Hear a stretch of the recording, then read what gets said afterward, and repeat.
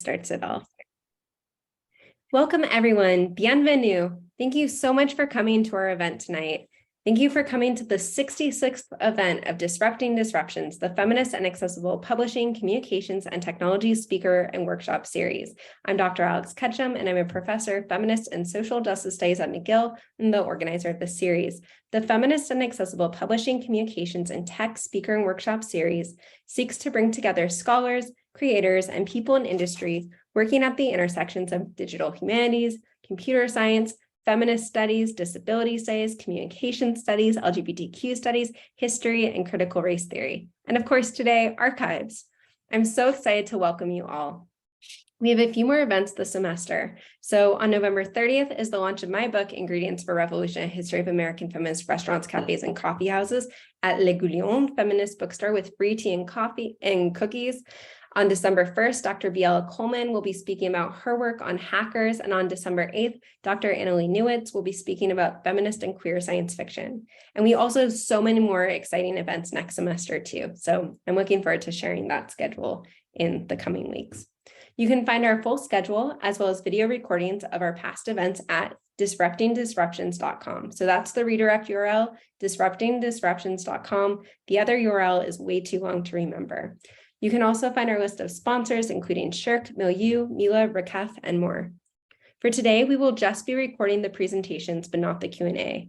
Speaking of the Q&A, we have a Q&A option available. So throughout the event, you may type your questions in the Q&A box, and there will be some time during the second part of the event for our presenters to answer them. People can see the Q&A questions, and also during the Q&A, if you want to orally ask a question, just hit the raise hand and we'll unmute you.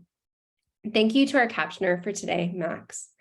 As we welcome you into our homes and our offices through Zoom, and you welcome us into yours, let us be mindful of space and place.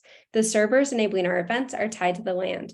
Also, today's event is affiliated with the Institute for Gender, Sexuality, and Feminist Studies of McGill University, and our speakers come from archives located around Tiohtià:ke, Montreal, on unceded Kanien'kehá:ka territory.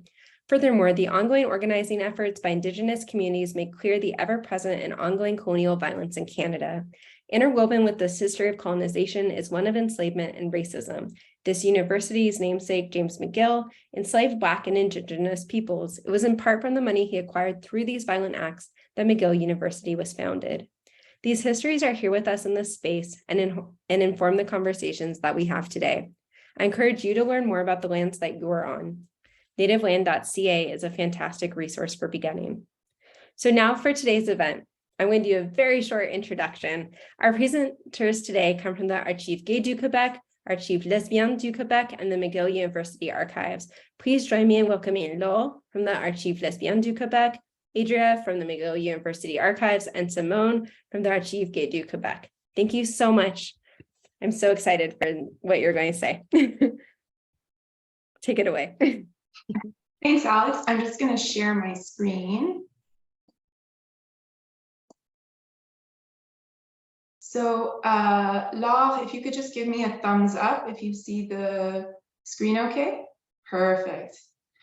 Okay, so for today's presentation, we're going to start with a broad overview of the donation and acquisition process.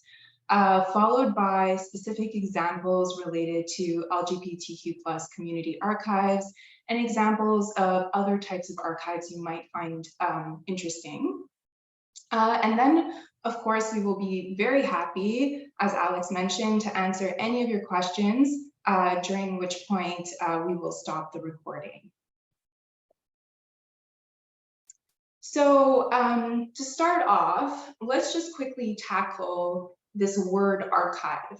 So the term archive is often used to refer to a lot of things, right? So people will say my email archive or the archive of person A. So for this presentation, when we refer to archive, what we mean is the space and place, whether that's physical or digital, that collects, preserves, arranges, describes, and provides access to archival collections. Of course, keeping in mind that different archives have different approaches for these activities. Now, you might also hear archival collections referred to in different ways. So the two most common terms used to refer to an archival collection in the Canadian context is fond and collection. Now, I'm not going to get into the distinctions for this presentation, but if ever you have any questions about, any archival jargon or anything really about this presentation, feel free to reach out to us. Now, as a donor or someone who's thinking about donating to an archive, there are a few things that are helpful to consider during both the donation process and the acquisition process. So what does that mean? When archives refer to donation, what they're referring to is the transfer of legal ownership of archival materials from one party to another. However, there's a reason I wrote donation process here instead of just donation. And that's because donating to an archive consists of more than just simply signing a contract. And we'll go over that in a bit. So after you've had all the necessary conversations with the archive and signed the required agreements as the donor, you then officially transfer the agreed upon materials to the archive. And that process of transferring the material is called acquisition. Now, again, there's a lot of jargon here, and there might be a lot of jargon that's thrown at you during, donation conversations.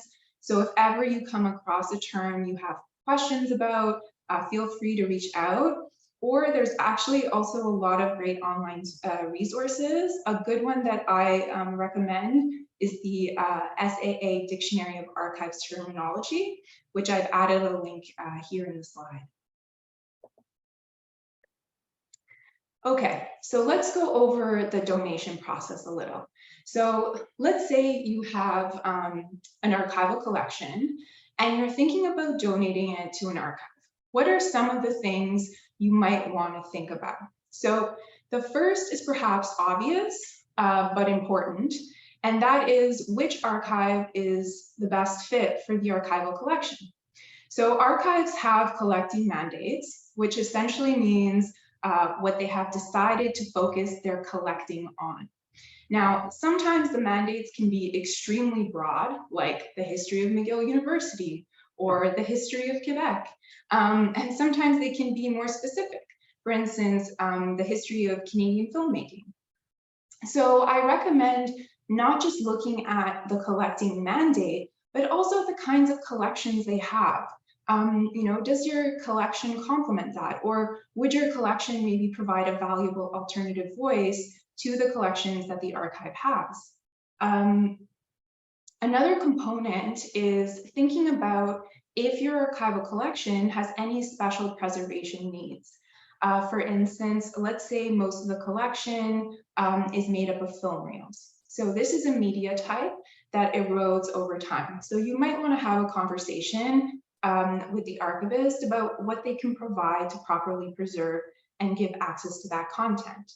Or maybe you have a collection of digital photography. So can the archive preserve and give access to digital files? Now, it's really important to keep in mind that most archives struggle with resources. So they might not be able to afford, let's say, digitizing 50 film reels, for example. So depending on your collection, this is something you want to keep in mind and discuss during the donation process. So regarding access, there are different things you might want to ask the archivist when you're considering donating your collection. So I talked about issues that an archive might have for giving access to certain types of media. This is something you want to clarify. But then it's also good to have a sense of what services for access they provide in general. So can anyone in the public access the materials? Can they make an appointment or visit a reading room to consult materials? And of course, it's always a good idea to kind of visit the space yourself to see what it feels like. Now, there are also considerations regarding restrictions to access. So think about if there are any materials that should be restricted to access and for how long. So for instance, sensitive or private information that could cause harm to other individuals if someone came across that information is something to consider. An archivist, in fact, might sometimes decide to restrict certain materials once they start working on the archival collection, if they think the information could cause harm, or if it contains private information, like medical information. Often we get materials that have accidental, even medical information kind of included in the boxes.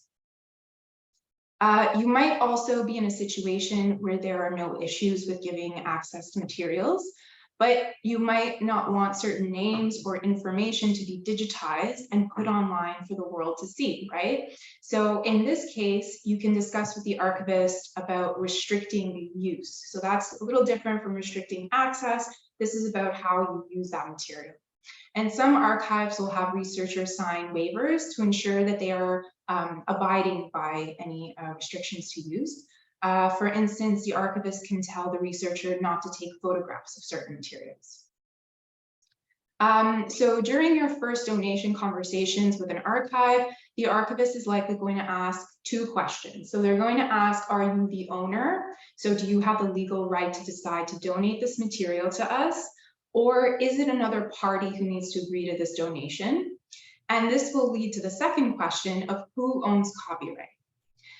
So most archives, and definitely large traditional archives, will ask that you transfer complete ownership and copyrights over to them in the agreement.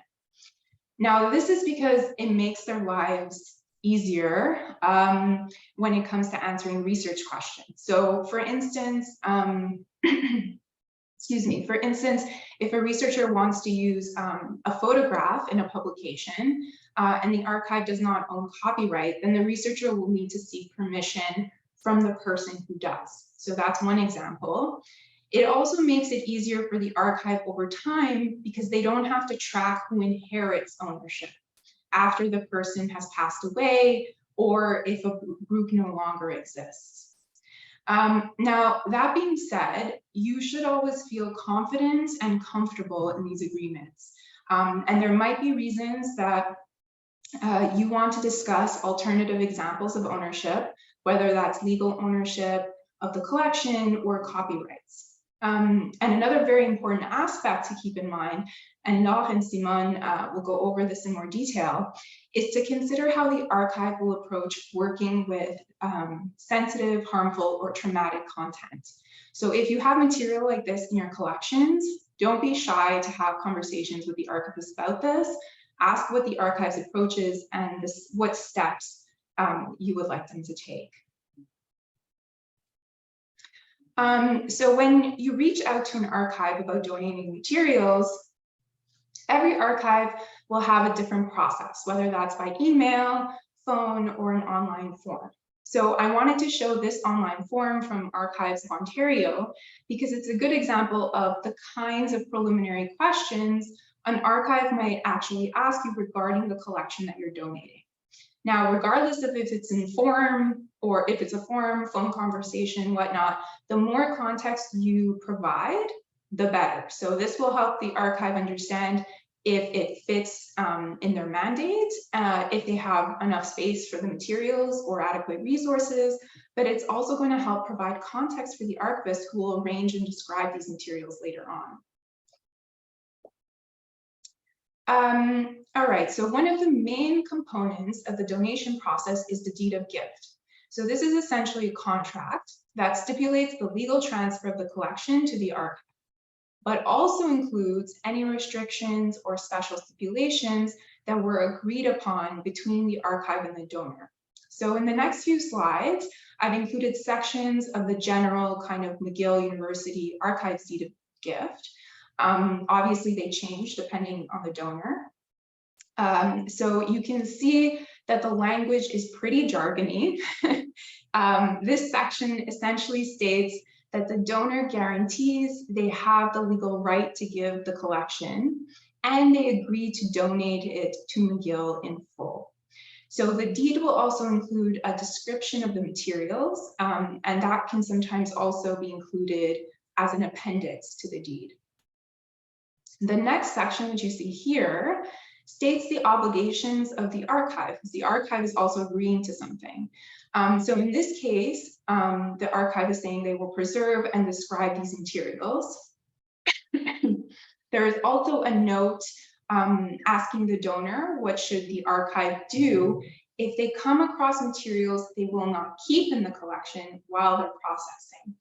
Okay, so there can be a variety of reasons for this. So for instance, there might be duplicates, there might be materials that have nothing to do with the collection that happen to be in the boxes, or something might be severely contaminated with mold or, severely damaged, things like this. So this deed of gift allows the donor to say, if you're fine with the archive discarding materials they don't want to keep, or sometimes, and I should mention, sometimes this might include not necessarily discarding, but giving to another archive. Or the other option is the donor can say, no, I want the materials returned to me if you don't want to keep them. And finally, we have the access and use section. So you'll note that in this case, it says there are no restrictions and that for anything the donor owns copyright for, they transfer those copyrights over to McGill. Now, the language here is very convoluted because like 90% of the time, there are materials in archival collections for which the donor actually does not own copyright. So for instance, a photograph taken by someone else, or a paper that was written by someone else. So you as the donor of the collection would only be agreeing to transfer the copyrights that you actually hold. All right. So I believe this is Simone. This is me. So to give you an example of a bit of a less institutional deed of gift form, here's an excerpt from the Archives Gaies du Québec's donation agreement form. So if you come in and just give us a few periodicals that you collected, we won't have you sign a form like this. This is if you give an important amount of documentation that corresponds to part of your work. So this is also, for the most part, very similar to the McGill one and pretty jargony as well. The one at the AGQ is based on the one at BA&Q, Bibliothèque et Archives Nationales du Québec. But we recently changed the donation agreement form in order to give a little bit more flexibility to the donor in terms of restrictions to access and reproduction. So in the first paragraph, you'll see the donor can add their contact details so that we can transmit those to users that are seeking to publish archives. This allows us to facilitate the exchanges between the donor, if they are the authors of the documents they give, and the users. It also gives a little bit less power to the AGQ in terms of holding the rights to the documents that are given, and the rights remain with the donor if they are the owners of the documents. That said, same as with McGill, if you do decide to cede the rights on your documentation to the archive, this facilitates the exchanges for us. It allows us to give the rights for publishing directly to the users. In the second paragraph here, we leave a space, so that's to be discussed with the donor, for any restrictions that they want to put on the donation or on part of the donation. So a recent example at the AGQ would be a donation that contained many photographs, many Polaroids, where we determine with the donor a restriction to consultation for a duration of 30 years after the date of donation, only for the sexually explicit content of these photographs. Another example would be, say, letters between two lovers, and one of them wasn't publicly out. So there's a restriction to publishing this name. I think you can go to the next slide, Adria. So in order to further protect confidential information that might be part of the archives you donate, we have researchers sign a user agreement form before consultation, where they confirm that they won't publish or disseminate information that is susceptible to harm people or their reputation. And back to you.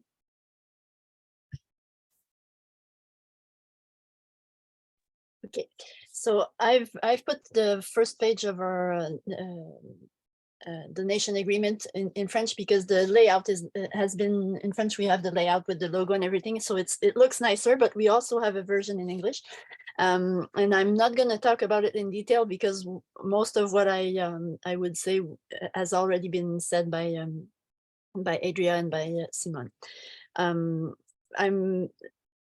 I will, however, talk a bit about why the donation agreement or a deed of gift is important.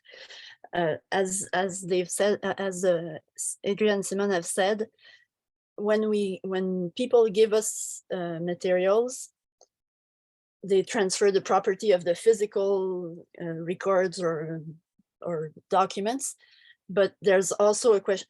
They're not always.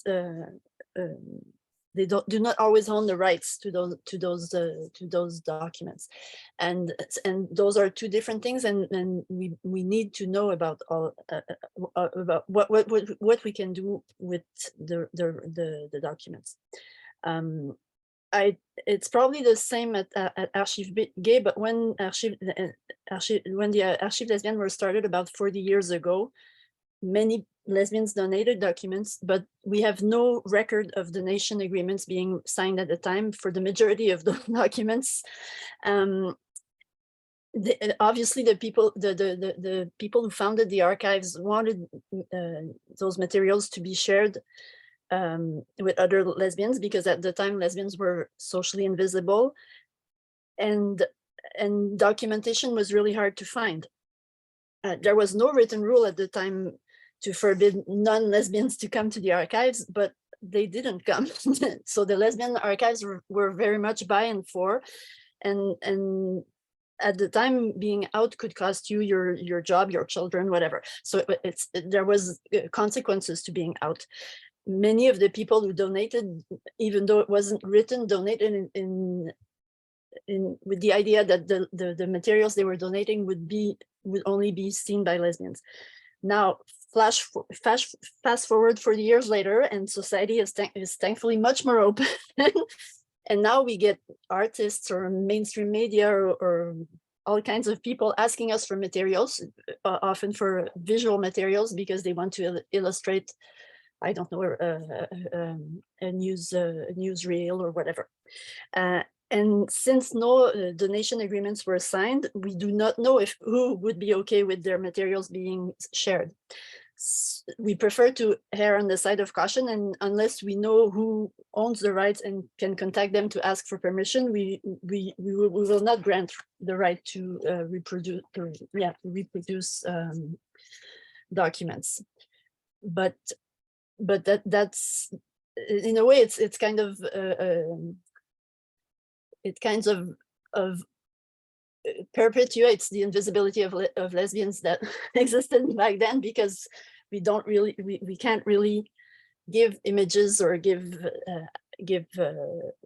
or make public records of what happened back then. So it's a problem, but since we have no way to know what the people who gave the documents would have wanted, we can't really do otherwise. So that's why it's important to agree on the deed of gift when you give documents. And most archives are not there to. All we want actually is to know what you are okay with. So even though it's jargony and everything, for most of us who don't have a law degree, the idea is only that we want to know what you're okay with to happen with your documents in the future. Usually community archives are more flexible than institutional archives concerning the ownership of documents. For example, we have documents at the Lesbian Archives which will be eventually donated to us, but that are not, for which we don't have the ownership yet, but that are housed at the archives because it's easier for the person who will eventually be donating them.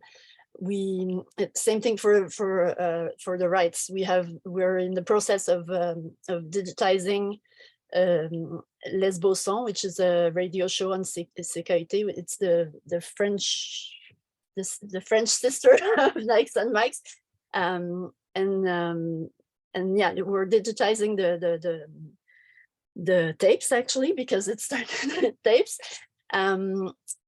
But Nathalie, who's been running that show for, I don't know, probably 25 years, maybe more now, has kept her right, and she puts some of the materials on her own website, and probably some of it will also end up on CKUT's website, because they apparently have a project to put some archives on their site. But we're okay with that. We want the materials preserved, so there's no need for us to really be the owners of it. So that's basically basically you can discuss those questions with us, and usually community archives will be open to all kinds of arrangements. And I'm not really going to talk about restrictions of access in details now, because we will come back to it later on. So you can change slide.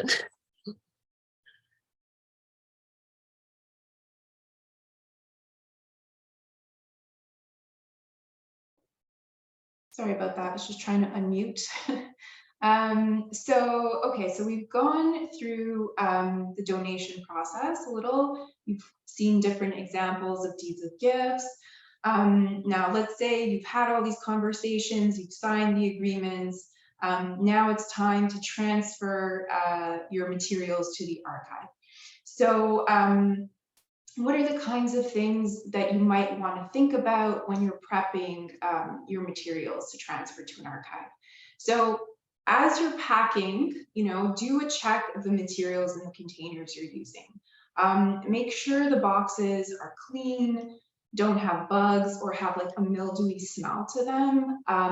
Check if materials have any water damage or mold. If they do, it's always good to isolate them in a separate kind of well-sealed container. And then you can just ask the archivist, how you should proceed with transferring that material. And then make sure to check that you are sending everything you intend to send. So we often receive materials mixed in that were not intended for the archive. It's best to avoid this. I mean, archivists are generally pretty cautious. Like if we find materials that were like, oh, this was probably sent to us accidentally, we're pretty good about reaching out and saying, you might have said you're fine with me discarding things, but maybe you want this back. But in general, it's a good idea to just make sure you're sending us what you intended.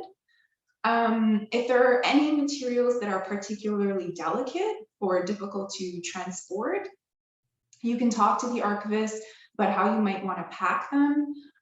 They can provide guidance while considering, what kind of packing resources are available.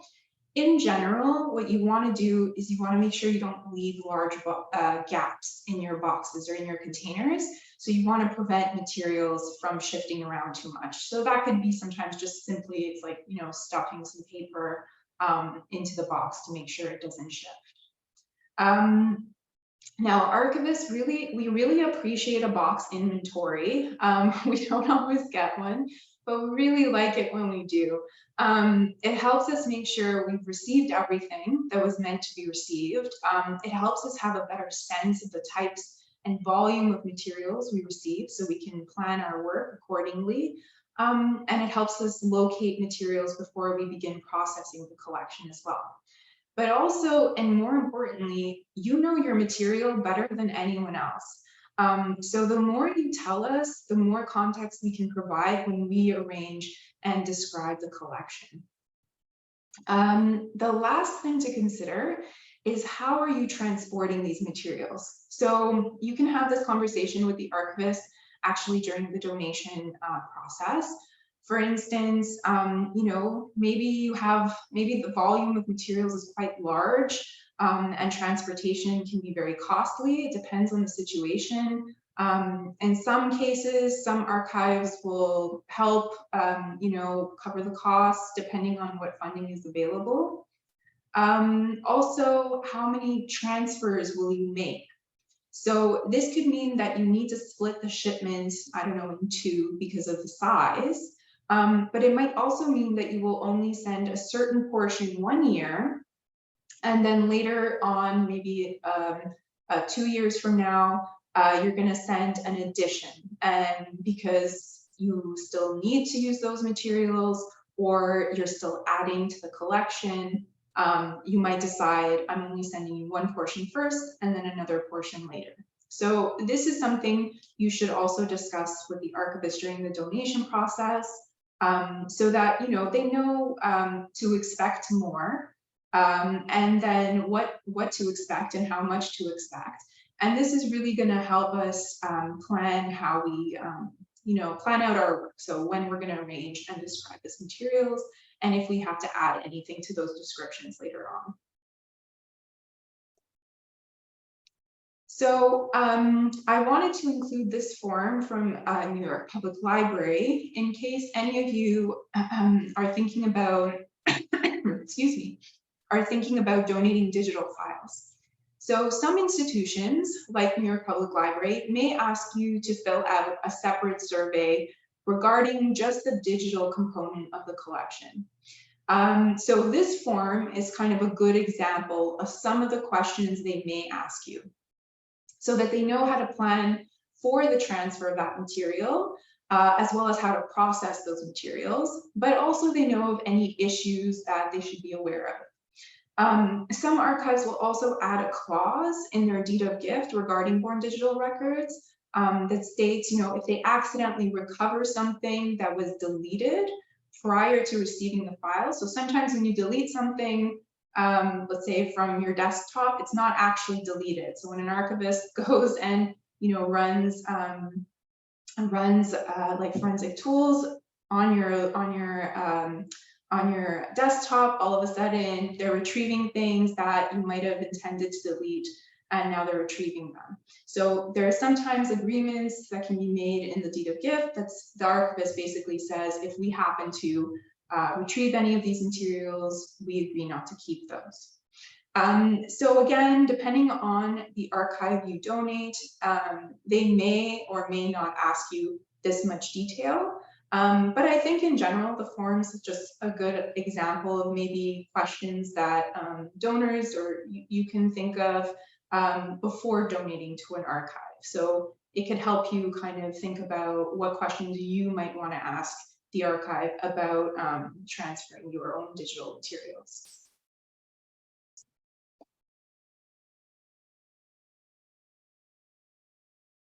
Okay, so me again.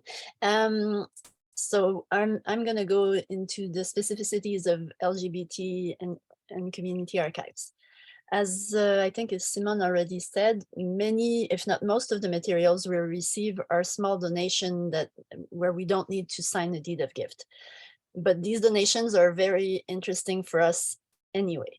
They will be added to thematic files, to periodical or poster collections, or any. They are.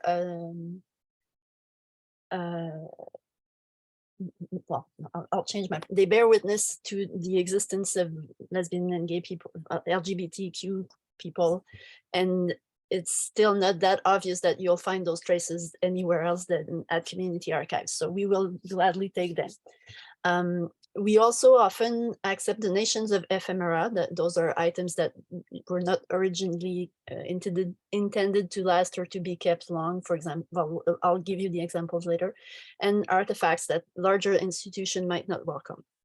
For example, and Adria, you might show the next slides where we have examples, photos of examples.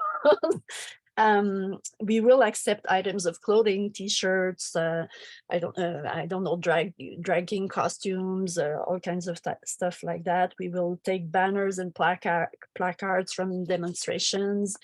We will take buttons and pins. We will take matchbooks. We will so all kinds of materials that are not written materials that you would normally associate with an archive. But then they give an idea of how, or for example, that the photos that we see now from Archives Gaies, there's AIDS medication, there's safe sex material kits, all those things are interesting because they show how we live. So you can show the other two slides, I think, also, Andrea. So those are buttons from the collection at Archives Lesbiennes. And then the last one is a banner from Women's Day demo at the beginning of the 80s. So it's only examples, but those are actually, it's often those things that people are the most interested about when they come to the archives. Okay, and then, oh yeah, okay, and the other specificities, and we've also talked about it a bit, is that some materials might be sensitive. Now, the first thing I'm going to talk about is the fact that even though times are changing and being out is much more easy now than it would have been decades ago, for some people, the consequences of being out are still serious. So there might be issues of privacy with some of the items that you're donating.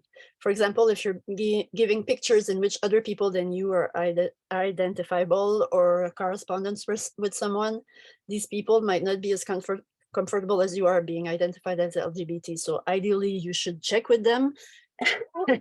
And there are ways to go around that. For example, well, I don't think we'll show the website in details, but in the other archives that that Simone will present later, there's a web project about Le Boudoir, which was a lesbian party in Montreal that was really largely attended for years, and then from the 90s to the beginning of the 2000, I think it lasted until 2006 or something like that. Anyways, there is a web archive of some of the materials from Le Boudoir. So there are programs and organizing papers and photos taken during the parties and everything. And obviously that archive was made available, I think 2 years ago or something like that. Obviously, it's 15 or even 20 years later than the parties. It's impossible to reach everyone that's either in the photos or on the or whose name is on the papers. So what they've done is they've how do you say flouté en anglais? They've hidden the faces of the people that they haven't been able to get permission from, and they've crossed out the names on documents when they were not able to reach the people. So that might be a way to still make the materials available even when you can't reach or get permission from some of the people who are involved. The other or another example that we have at the Lesbian Archives, sometimes you're a lesbian for a few years in your life, and then you decide to become heterosexual or whatever. So we have a number of documents like that from the 80s where some people were involved in the lesbian community, and for some reason they don't want to be linked to the community anymore. So obviously, when we have documents where they appear and where you can identify them, we have to make sure that they're not reproduced. Probably that problem wouldn't be as common now, because I don't know. I was about to say, I think younger people probably don't have that much of a problem going back and forth between identities. But anyways, that's another example of sometimes you have to be careful of who is identifiable in documents.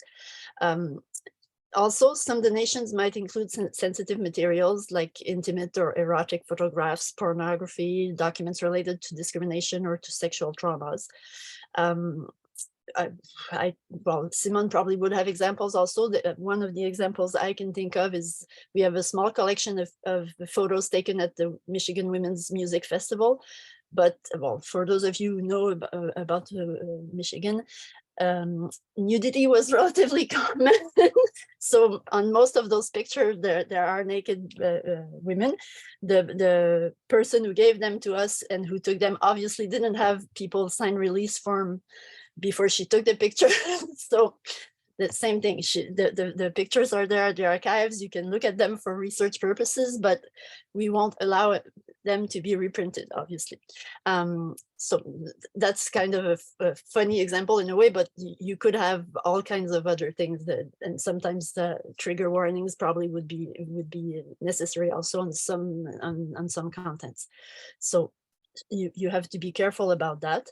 And as I've given you a few examples, solutions can be found with adding restrictions to consultation or to reproductions, or the restriction to access in the donation agreements. You can say that you want the materials only available for research purposes, or that you don't want it to be accessible for X number of years after your donation, or after your death even, or after the death of the last person identifiable in it. You can say that reproduction is permitted, but that the details you would identify specific individuals should be hidden. There are all kinds of solutions to make sure that what you want and what the people who are involved in the documents want will be respected by the archives and by the future user of the documents. I think we should change slide. We've also touched a bit about digital documents. Very often LGBTQ and community archives do not have the infrastructure to properly preserve those documents. As well, anyways, even larger archives, I think, don't necessarily have everything they would need to keep them. We might still accept digital documents, but we need to know about it. For us at Lesbian Archives, it probably would be the same for film footage or stuff like that. We have a few already in our collections, but we don't really have the ability to transfer it, for example, to digitize. We can digitize audio materials. We have what we need, but for video material, we don't have it yet. Eventually we will have it, and there are you can always create a specific project to deal with a specific donation.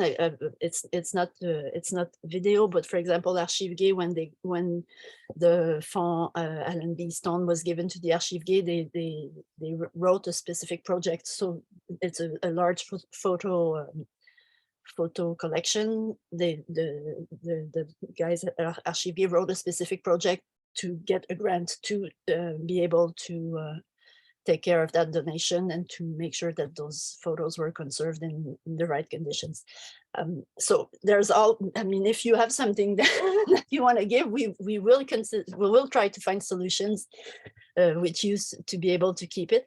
And if there's no way we can keep it, we can probably help you identify the right place to give them. Simone will talk a bit more about other archives and online repositories later on. And if you have the skills, you can also create your website or some kind of online presence to show your documents. It's a great way to disseminate documents, even if it does not guarantee long-term preservation, but it's a great way to have people see your documents. And where do we are? I can't remember which I think we can change. Okay, yes, okay. So we will also Simone and I will also present a bit what our respective archives, and then she'll go into other archives that might be interesting. So Archives Lesbiennes du Québec, and I'm gonna read from the from the slides, so I'm sure I have the right wording. Archives Lesbiennes du Québec acquires material in any medium in order to bear witness to the experience, history, life, culture, and interests of lesbian and queer women and the activities of the community groups that they form or in which they have a significant presence. Depending on the resources available, we may also decide to preserve material that deals with issues of sexuality in society, discrimination based on gender or sexuality, sexual and gender identity, and the women's movement. You can change the slide. We will pay special attention to documents and objects from groups and or people who are under or misrepresented in the existing collection. Racialized people, immigrants, people living with a disability. We have actually there are traces of underrepresented groups in our collection, but there are traces, and I'm sure there are lots of materials that we don't have, either because the groups that or these people were not necessarily in the main, I don't know if we can say the mainstream lesbian community, but anyway, they might not have been comfortable in mainstream lesbian spaces or groups. So there are lots of things that we don't have, and we're interested in collecting it. And we've also defined our geographical scope. When the archives were founded, they wanted to collect all the lesbian documents from all the universe, which was a very nice project, but which is kind of impossible to do now because we don't have the space, we don't have the time, we don't have the resources. So we've decided that we were primarily interested in the documents produced or related to Quebec, whatever the language they're written or done in. We're also interested in documents from or related to the Canadian and international francophonie. And depending on the resources available, we may also choose to preserve documents from elsewhere if they help contextualize local realities and experiences, or if they document links between lesbian communities in Quebec and other communities in the world. And I think that's it.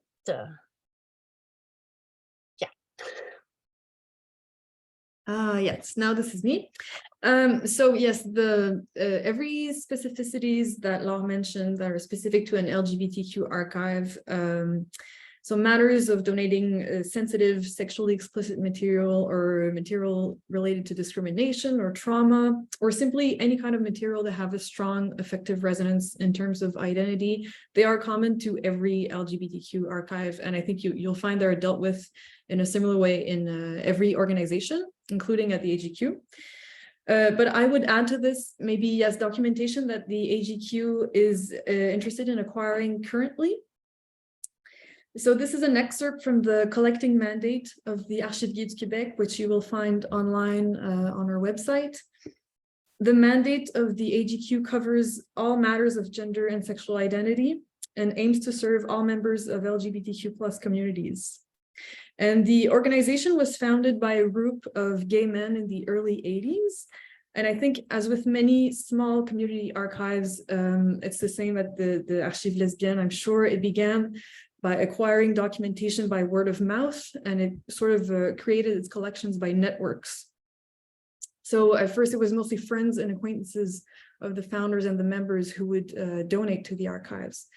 And now, almost 40 years later, as the organization gains a lot in visibility, we aim to acquire documentation that is more representative of LGBTQ+ communities as a whole, which also corresponds to what the users are currently looking for in terms of the research that is being conducted here. I think you can change slides. And yes, I also thought of mentioning archival collections that might be relevant to university students, if that is perhaps your case. The AGQ have in their collections the archives of the following LGBTQ student groups. So Queer McGill is the latest one we've acquired. Concordia Queer Collective, L'Alternative, which is at Université de Montréal, and Association Communautaire Homosexuelle à l'Université de Montréal, and Groupe Gay de l'Université Laval. The latter two, you'll see from the name, they are no longer active. They are much older.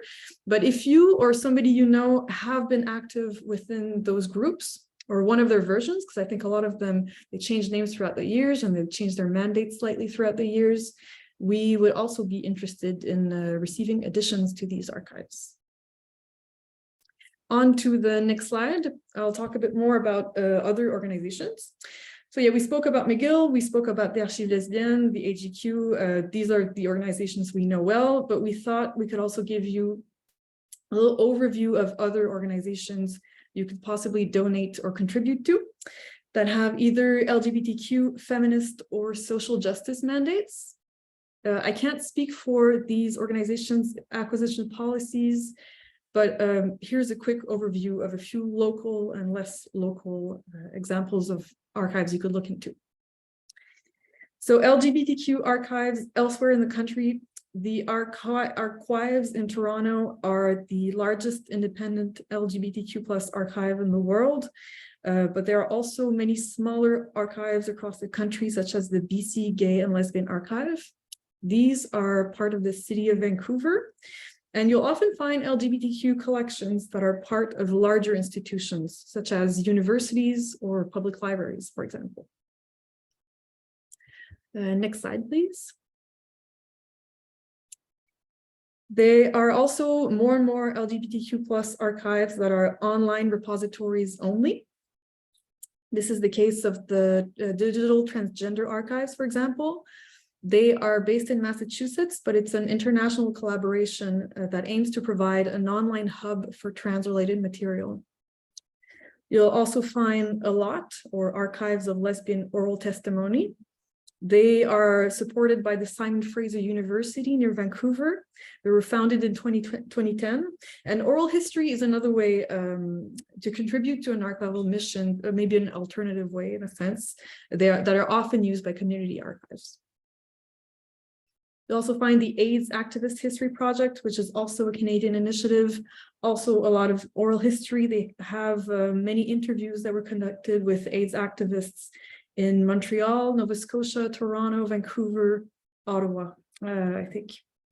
And they also have digitized material, a lot of which you can also find at the AGQ.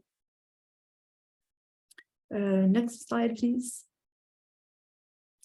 Yes, and this is the Le Boudoir archive that Laure was talking about. I didn't know about this digital archive, so maybe she could speak a bit more about it.